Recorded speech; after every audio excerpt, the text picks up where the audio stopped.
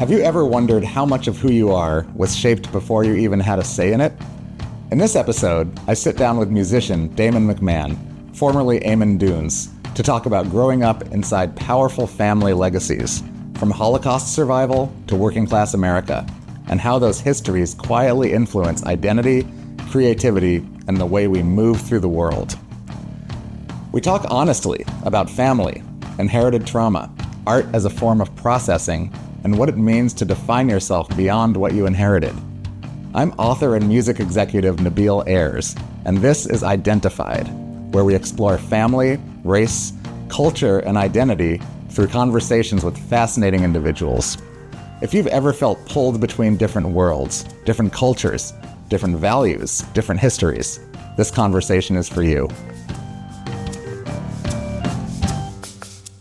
My mother's side of the family were European Jews and, came from Poland. And grandfather came to New York right before the war. And For World War II? Yeah. He was like a Thai salesman on the subway, literally. Oh, wow, like real, like New York immigrant. Yeah. So he didn't go through the Holocaust, but his family all did. Oof. And then my grandma went through the Holocaust, and like all of them has just like unbelievable stories, like seems like fantasy kind of stories. And you heard these stories from your grandmother. Yeah, but the weird thing is like she was so altered by it that she didn't like really tell stories as if they occurred to her, they happened to her. Like she sort of like would repeat fragments of stories, like as if she was telling you about some, someone who from far, far away or something. Like detached herself from it. Yeah, in a it's way, completely maybe, detached from it. Understandable. Yeah. But she, saw her mother get shot, and and her brother died, and then she and her father escaped. He was an older man, and she kind of smuggled him out, and endless. Oh dude. my God. The stories go on and on and on. Much more intense than some of them are more intense than that. Yeah. So she ended up in New York right after World War II. Met my grandfather, the guy who was selling ties. Oh, met him here. Yeah, met him here because her brother had come here earlier. Uh-huh. He lived in the Upper West Side or Harlem or whatever. That's my mom's side of the family. And then my mom grew up in Manhattan and stuff. And then my dad's side, it's funny you're asking me this because just last weekend I went to a funeral for someone on my dad's side of the family, and it was a memorial for him, and it was me and all of that side of the family in a small room, probably twice the size of this, in Philadelphia. Oh, wow. So my dad's side of the family, they're Irish. Maybe he's second generation American. His mom's from West Virginia, Wheeling, West Virginia, Appalachia, that whole thing. And she was a country singer, not by trade, but my grandfather, my dad's side, is a few generations from Philadelphia. I'm giving you the whole spiel. And I was born in Philadelphia. Okay. Yeah, that's kind of that's the background. Yeah. And you grew up in Philly with any siblings? No, I left Philly when I was little, and then we moved to the suburbs of New York, and then I went back to Philly for school, and then came back to New York. And I have two younger brothers. Okay. Yeah. And grew up with both parents and your younger brothers? Yes, I grew up with both parents, I saw the questions about family, I was like, it's complicated. Yeah, it is. And so, but it's funny, last weekend I was with these guys. So Tom McMahon, was the one who passed. You mentioned you were closer with these sort of peripheral people than your bio parents or whatever in some respects. And Tom came into my life when I was older. I was probably 30 when I first came in contact with him. He was the black sheep of the family. There were a lot of black sheep, but he was the blackest of the sheep of the family. Incarcerated, all this stuff. He was kind of that whole world. But he was a sweetheart. He was the best dad of the bunch in a weird way. What's his relationship? He's my dad's cousin. But in these Irish Catholic families, it's I also noticed at the memorial, there's only 6 names that are used. They're all saints, and each generational tier reuses those names. Right. So you don't know who is Tom. Tom McMahon from this level or this. Cousin Tom. Yeah. Right. So they just ping pong about the family tree. Right. Okay. But he was technically my dad's cousin when he kind of became my uncle or something. Right. Okay. But I was there at this memorial and they were just telling all these stories about family, Mm-hmm. What makes the McMahon brothers, and there were a couple other tables of sort of more peripheral people, but there was the McMahon clan kind of core. Mm-hmm. It's 5 brothers, and they're all named Frank, Tom, John, and it's just fascinating the way they talked about what made a family good, right? Because he passed away. So at first they're telling all these horrible stories about him, but kind of like with some levity, Right. you know? They're basically all stories about how much trouble Tom got into, you know, as a kid. You know? How he got into jail. Yeah. No, they didn't talk about that stuff. Okay. But it's like when he was younger, you know? But then they also just talked about like what makes connection. And, you know, it's like working class Irish thing in Philadelphia. So they were just like, you know, we could always talk about sports, you know? That's what they said, just like, we could always talk about sports. My dad would always talk to us about sports. And so I could see that as like, oh, that's not a deep connection. But to them, that was the connector. Yeah. Were these like speeches, or were these like people sitting around telling stories? Yeah, these were the speeches at the end where kind of really divulging stuff. And right. People got emotional. A few drinks, probably. No drinks. No drinks? No drinks. Oh. No, nothing anybody drank. Yeah, okay. Yeah. But yeah, it was interesting. I was sort of admired their connection. Sorry, you said 2 siblings? Mm-hmm.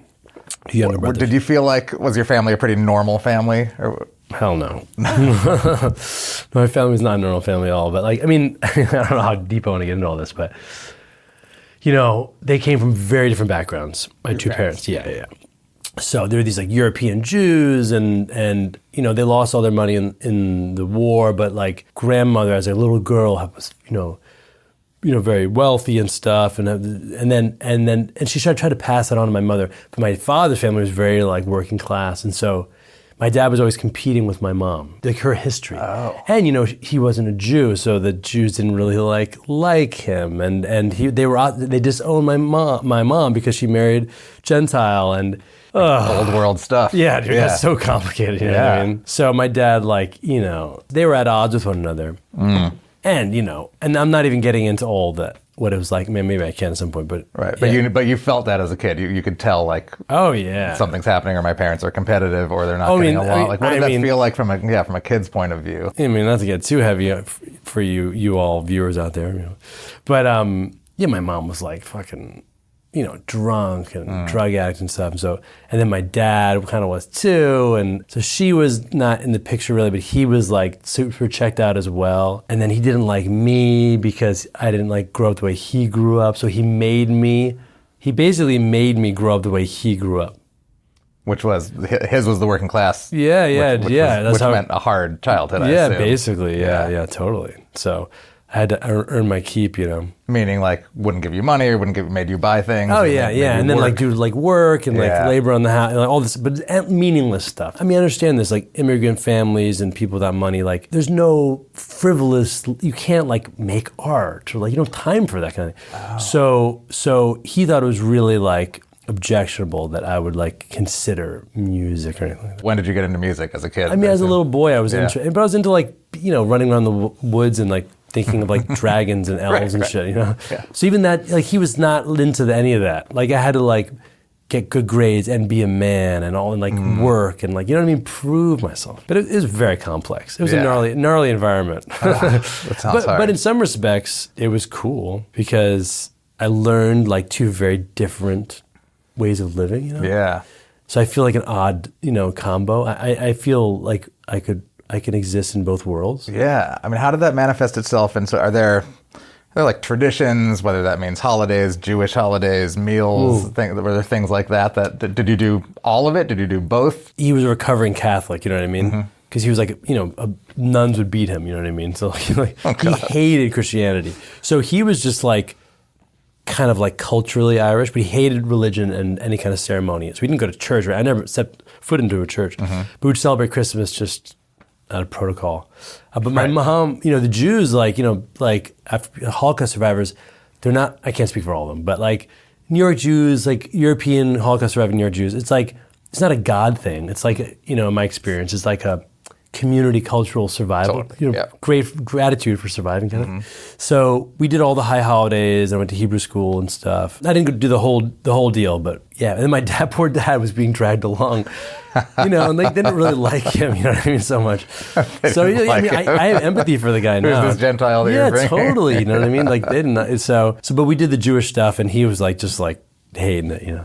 Do you consider yourself Jewish? Are you I Jewish? consider myself Jewish. Yeah, I do. Your mother's Jewish. My mother's Jewish. They think I'm Jewish. Yeah, right? of course. You know? Right. My mother's Jewish. Right, so you're Jewish. My right. grandmother's Jewish. Right. So they think you're Jewish. Everybody's like, this guy's totally Jewish. Yeah. That's right. Yeah. It's so weird. I'm like, no, I'm half Irish too. You know what I mean? Like, Right, but the mother, that's the line. that's right? the line. That was very interesting. And you said you have kids. I have 2 little kids. You have 2 little kids. Are your kids Jewish? No, I guess they wouldn't consider them. I consider them quarter Jewish. That's what you know what I mean? That's what I say. You can be that, yeah. My wife's not Jewish, so it's like they're quarter Jewish. Right. How does your mother feel about your non-Jewish wife and your quarter Jewish My mother passed away, but I'm sorry. No, but she is very loose about all that stuff. You know what I mean? She didn't really care. You know what I mean? She didn't care that I didn't marry a Jew. She's she would have it would have been nice, but she's telling me, I don't know. I don't care. Right. She liked my wife, so yeah. Wow. Yeah. So it's in ceremonies. I don't know. They didn't really like. What did they bond over?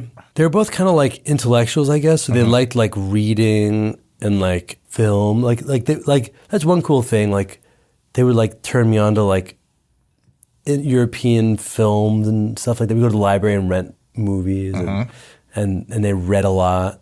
So they would like lecture me about what they read and like, you know, and then they listened to classical music. Oh, really? They didn't listen to like any other music in the household. And they got along they those terms. Yeah, they bonded with those things. They like to drink, you know what I mean? Smoke pot and do coke. Cause I don't know, like, when they were younger. But still, actually when I was young, they would like smoke pot and they drank and like read a lot and like, I don't know, you know. They sound cool. They were very cool. They were both very cool in different ways. Yeah. Does food come into this? I'm always curious when you get that sort of clash of cultures in that way. Yeah. It does. I mean, my mom's mom couldn't cook at all. But my mom was a really good cook. Well, like Jewish food or everything? No, not Jewish food. Just like like maybe sort of like Mediterranean cuisine. I know she's got turned on to like she had all these cookbooks. So she was a really good cook. And food, she was a very passionate person. So food was a big part. And actually, it was part of like our being in the Marine Corps was you show up at like we had a very strict household. So like timings were very like important. Like you couldn't show up late to the table. It wasn't like 5 minutes late, like, come on, where are you? It was like, it was 6:31, they would like scream my name. You showed up here. Yeah. Exactly. Actually, I'm always late. I got lucky tonight. I don't know how I got. But yeah, so dinner was like important ritual, but it was more like, I don't know what it was. It was like holding the family together by threads or something like that. And it was also disciplining the children. It's like, this is when you show up and you appreciate that you have like food on the table. And then I'll like lecture you about it. Was like that. But also the idea that like people expect you at a certain time and you don't want to leave them waiting. But I feel like there's always an element of that with sort of the family dinner too. Like there's a lot of lessons to be taught. They weren't too much into like care of others, but they did like being like they wanted us to be like polite. Did your father cook as well? No, but he was actually pretty good. Sometimes he would cook meat. You know, I guess it was like stereotypical. Irish working class. Totally. But he was actually a surprisingly good cook. I think he's always in competition with my mother. So he started getting like really good at all the stuff. Yeah, he started getting good at all the stuff she was good at, you know. Does family play a role in your music at all? Is it something you write about or even think about? It's funny you asked me. I mean, maybe you're not familiar, but my last album was kind of like a lot of it was about my dad in many respects. Oh. And I mean, all the Eamon Dune stuff has always been like processing, you know. A lot of it was like around stuff with my mother for many, like abstractly. And then the last record, Freedom, was you know, kind of like, it's a long story, which I won't get into, but essentially like maybe sort of like a purification of sorts, and a lot of what was holding me back was my identity, you know what I mean? On like a spiritual front, but also just historical front, you know? So my father played into that. So the album Freedom is really about like my identity, being a man, or literally like what is my background and who was I told to be? And questioning it or answering it, or both? Sort of like trying to like wriggle free of it, you know what I mean? And didn't question it. Yeah. I put myself on the cover, but that was sort of like I was being a little bit like cynical or snide or something. Like this is the guy that I'm trying to like get out of the way. Right. People didn't really get that. I mean, if you read the lyrics and listen to it, you might, but I deal with that a lot. Yeah, it's interesting. I mean, it's a totally different thing, but I mean, I wrote a book that's more directly about this, but it's interesting to use sort of any, whatever, creative, artful endeavor to explore that. I think it's a good thing and a healthy thing. It's a totally different way. It's it's a form of therapy, I think. Yeah, absolutely. Especially for a lot of people. That's what it felt like with me. And I've talked to lots of musicians who write about serious family, or even who don't write about it, who are even inspired by it. And it's not the actual subject matter, but I think it's still can come out in that way. It's an interesting way to explore it. Yeah, you're expelling something, I think, Has there been much trauma in your family? I mean, obviously the Holocaust stuff, of course, but in your lifetime? Yeah, definitely, there has been. I mean, it's funny, it's like, this new album is relatively political, I would say, and it's like an outward critique for the first time, or sort of, it's more outward. Part of what I'm commenting on, and it's not the whole picture, is a phenomenon that it occurs, but that sort of happened to me in 2018, where like, I'd done an interview years before, and a quote was taken out of context, and a journalist just sort of decided to run with it because they didn't like me for whatever reason, And they like really were trying to take me down. And so I had to come out publicly and divulge, essentially. That word trauma I feel like is so overused, but like I had to divulge this incredibly personal information in order to like save my career, essentially. You know? And so I had to publicly discuss this stuff. And I didn't go into detail about it. In that moment of divulging it, I did. But I didn't people kind of didn't talk to me too much about it in interviews and stuff. But it's incredibly personal and it was very intense. Yeah, I have had stuff. So one of the things, I talked about in 2018. And then a lot more, But I'm careful, especially like these days. So like, I don't want to wear it as a badge, And I don't want to like, use it as an excuse for anything, you know what I mean? Like personally, this is just me personally. Because I feel like if I were to do that, I would sort of be playing into that same cycle that caused them to do that to me. Somewhere deep down below, if you read far down between the lines, it's sort of the same kind of beast, you know what I mean? Right, by sort of feeding it and maybe appearing that you're taking advantage of it or exactly. Like and then there's some kind of just vicious, I know it's abstract, but I have totally. And and it's kind of what my music is about. I mean, I've never talked about it in the past, and I think it's on the positive side, it's more like in society, people are more vocal than they've ever been, which is really cool. But back in the day, like I did all these albums, and they're all about this, but I couldn't talk about it, Right. But it was my little secret chamber of processing. Right. Yeah. Exactly. It's a way of talking about it without talking about it. Yeah. Did you in your book overtly talk about stuff? Right? I think so. It's funny to have, the book's almost 2 years old and to still not totally know in a weird way. I feel so in it and so close to it that it's hard to say. But I can relate to what you're saying in that at face value, I've had a lot of people who'd be like, man, I'm sorry about your childhood or I'm sorry about whatever. I'm like, what are you talking about? That's not what this is. This is the opposite of that. This is a very positive thing and I feel great. And that's why I'm putting this out there. That's cool. This is not, that's interesting. Oh man, here's my sad story. I never wanted it to be that. But some people, more people who have heard about it but haven't read it, I think, assume that's what it is. And that's a bad feeling for me. And that wasn't the point of this. The point was something positive. And to explore what family could mean. Definitely.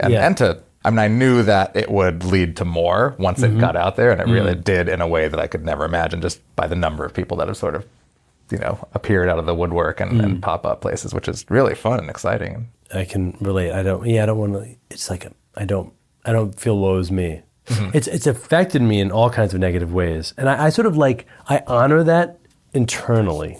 You know what I mean? But I don't honor that publicly. Right. Because, I don't know, it just doesn't feel right to me. Yeah.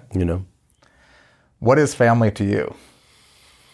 I mean, I have a family, now. And so, I mean, what does it mean, really?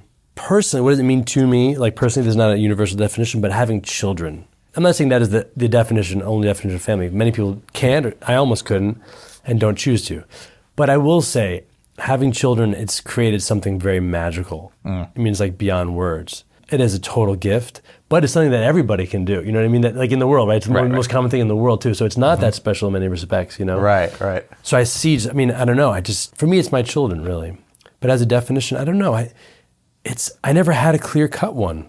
You know what I mean? My family was not clear cut. And children have helped you, at least now you have a family. Yeah, it's pretty clear. That feels clear cut. So my own family, I don't have a traditional definition because my family didn't feel like that. Right. But now you've done it. Yeah, now I see it. I'm like, to me, it's being a dad to my daughters. Yeah. But But yeah, it's like the best thing in my life. And I can see, it's not easy either. So, Yeah. Yeah. Thanks for tuning in. Please consider subscribing to Identified wherever you get your podcasts so you don't miss an episode. We're on YouTube, Apple Podcasts, Spotify, and all other major streaming platforms. And be sure to explore identifiedpod.com, the place to gain a better understanding of family. Our executive producer is Kieran Banerjee, and the show is produced by Palm Tree Island. The music for Identified is by Noella and Patricia Brennan. I'm Nabil Ayers. Thanks for tuning in.